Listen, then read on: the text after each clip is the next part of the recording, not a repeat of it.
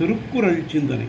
செல்வமுடைமையால் வேறுபட்டிருப்பினும் மனித பிறப்பினாலும் உறுப்புகளின் அமைதியினாலும் முற்றிலும் ஒத்திருக்கும் இருவருள் ஒருவன் இன்னொருவன் முன் சென்று நின்று பல்லெல்லாம் தெரிய காட்டி பருவரல் முகத்தில் கூட்டி சொல்லெல்லாம் சொல்லி நாட்டி துணைக்கரம் விரித்து நீட்டி மல்லெல்லாம் அகல ஓட்டி மானம் என்பதனை வீட்டி இறக்கும் கொடுமையை நினைத்தாலோ எமது உள்ளமெல்லாம் உருகுவோம்.